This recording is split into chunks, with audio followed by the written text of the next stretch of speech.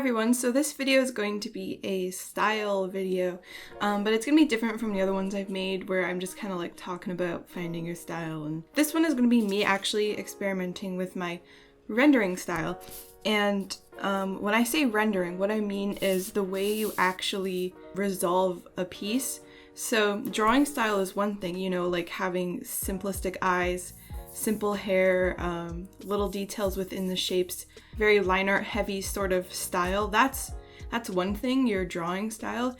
But there's another one that's how you actually paint things or draw things or render them or resolve them. So basically like how you color and how you shade and everything like that. So in this video, I'm going to be taking this sketch, which is actually a sketch for a sticker for my patrons for this month. But I liked the sketch and I want to experiment with it 3 different ways, my rendering style. So one of them, I'm going to try to make it how I normally do things, and then I'm going to make 2 versions of it where I try to approach things a little bit differently or use different media.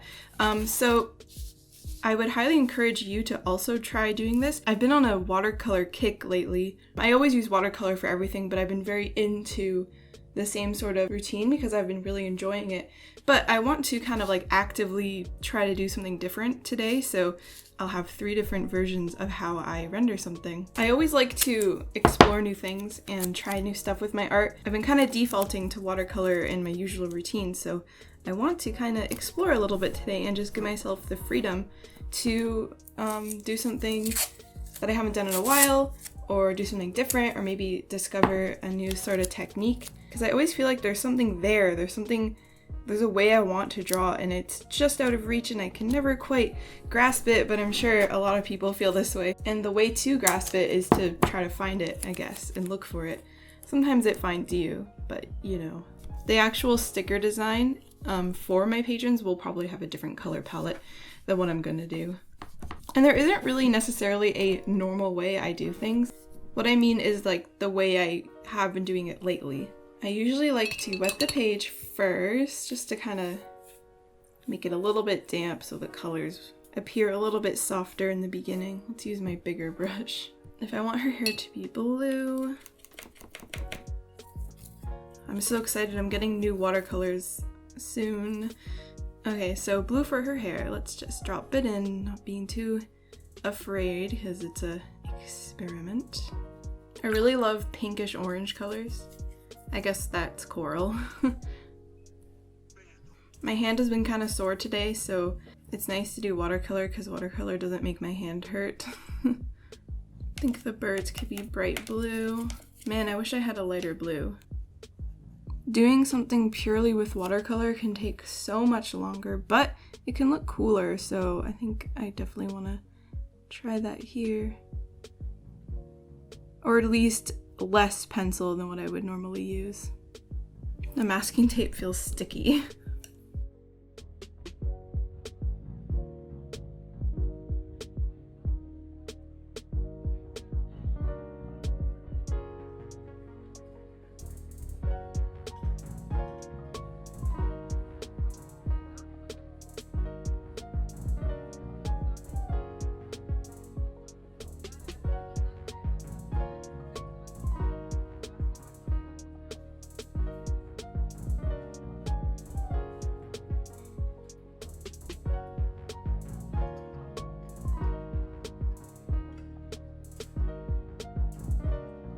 So that's pretty much one way of how I render things, how I paint things. It's a little bit rough around the edges, but it kind of gives you an idea of how I usually do things. And now I'm excited to move on to another one where I'm gonna try some new stuff or stuff that I don't normally do. Maybe I'll do a lot of pencil heavy stuff for this. So, oh, and also this has ink splatters on it because this was kind of a scrap piece of watercolor paper, so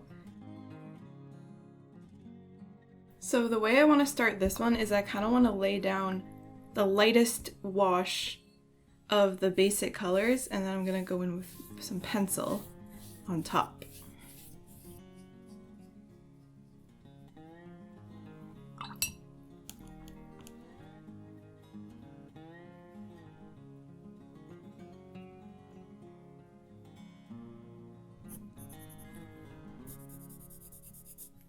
I by no means ever want to do something with just pencil, because I just can't. I can't do that. It's too much. It hurts my hand and I just don't enjoy it.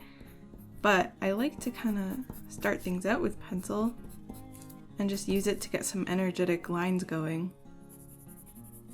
And then maybe go with some pastel, watercolor. I really like including geometric sort of lines in it, like hatching that can kind of be like in shapes.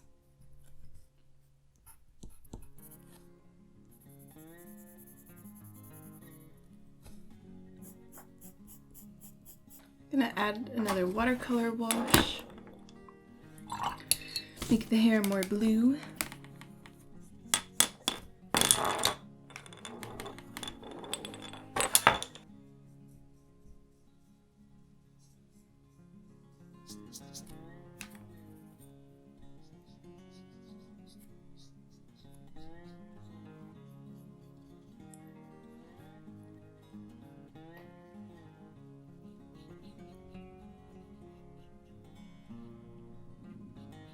Just added some more watercolor on top of it, and I'm gonna dry it now.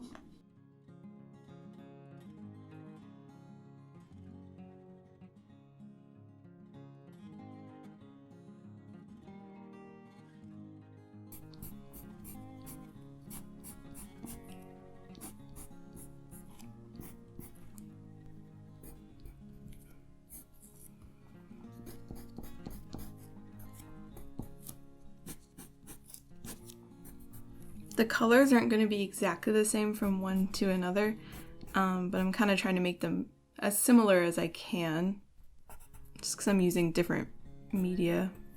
So this is more of a like hatching line sort of approach that I always mean to do more and I just never do. It's kind of easy to muddy it up doing it this way. I think I want to use some pastel. Pastel is really nice. As messy as it is, it's a good tool. So if I wanted like some pink in the hair, I could lightly just add a little bit. It's kind of hard to control though.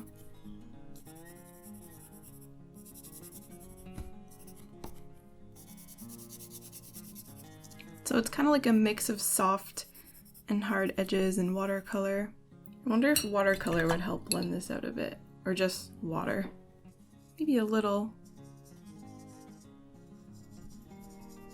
Maybe on her skin too, because it needs to be a little bit smoother.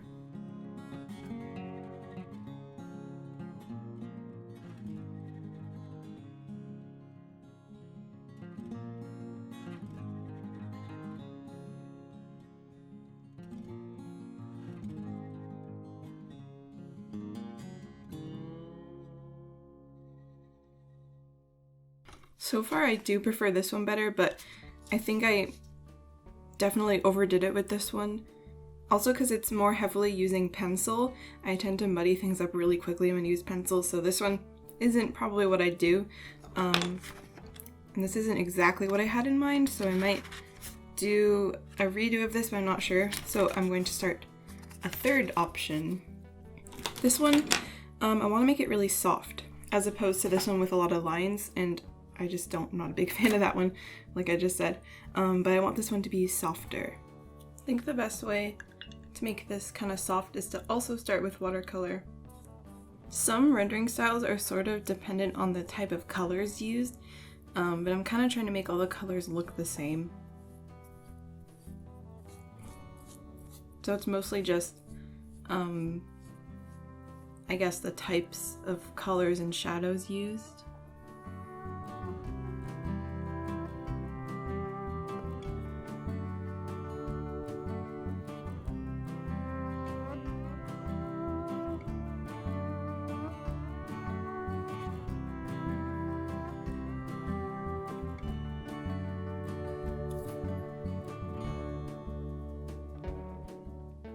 I think I need to go a bit heavier on the color so that I don't have to do multiple washes. So I'm gonna try to do that.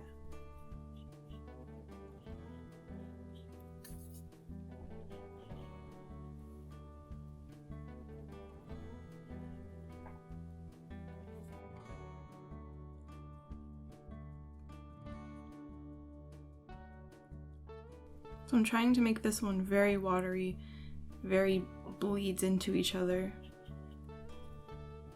And I'm gonna try to do the softest lines on top and not do anything too harsh.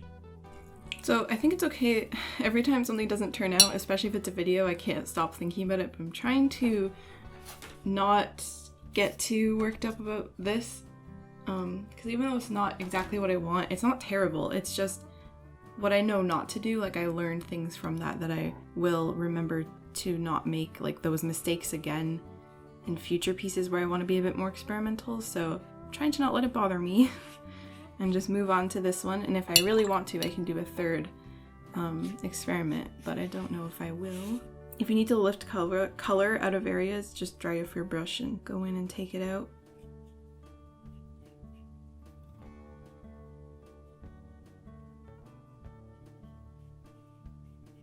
So I'm trying to make the background color blend in with everything.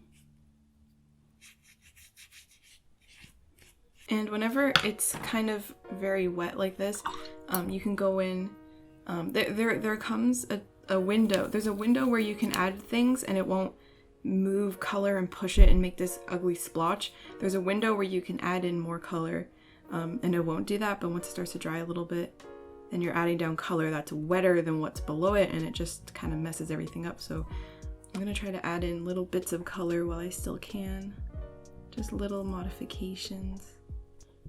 Try to take out color. I think the key here will be leaving it alone and not going in and adding layers and layers of stuff. I just want to let it be. I say that now, but will I do that? Will I do that? I do not know. This watercolor definitely granulates a bit. I don't mind that actually, but I wish it would stay this color when it dried, but that doesn't happen. It always dulls down a lot. I'm wondering if the new watercolors I'm getting will be different. I'm kind of excited to try a different brand. So I think I might need to do 2 washes in total. And I'm gonna try not to, I'm gonna do lines, but they're gonna be soft colors. So basically I've been doing 3 different ways of me trying to render something, but using sort of basically the same materials. You can do a lot of different things with the same materials. Okay, so that's a nice base for everything. And I think everything going forward, I want to make it wet on wet. So I'm gonna try to wet areas before I add the color. So you can just kind of drop the color in where you want it to be. Go nice and slow and take my time. Not that I don't take my time, but this is another level of taking my time.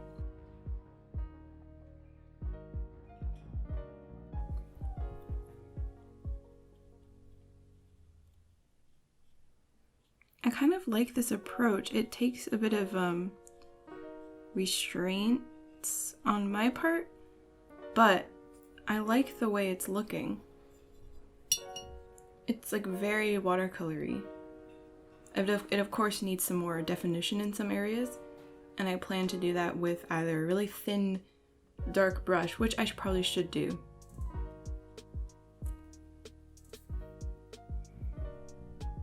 My hand is not feeling very precise right now. It's like shaking when I try to get the smaller details. I think it's time for a little bit of pencil. I'm gonna try to apply it very gingerly. So I think what's important if you're gonna be doing mainly just wet on wet and very limited washes is to make sure you put down bright and dark enough colors, because this doesn't have a lot of contrast to it. So I'm probably gonna have to go back in and add some, which might ruin it, and I'm afraid to do that, and I don't know if I want to.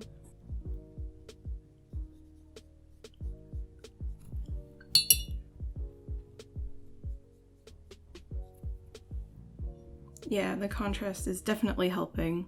As much as I like it all pastel like this color can be a nice one to kind of bring some life back. Oh, I also gotta fix the way this blends into this. So it's getting close to being done. I think it needs just a couple of dark lines here and there. I'm glad I actually was able to do something that looks a bit different than the other ones. So that's all 3 rendering styles. I think overall I do prefer this one, but I think this has potential. It just is a little bit washed out compared to the other ones. Oh, my thumb is covered in paint. This was kind of a neat experiment. I'm not really loving this one, and after doing these three, I really feel like I need to push it more and find other ways of rendering, and I don't really like the white gel pen on most of these. I wish I could take it all off, but that's fine. So I really hope you found this interesting. I hope it inspired you to also try out different ways of using your materials. So thank you so much for watching, and I'll see you in my next video.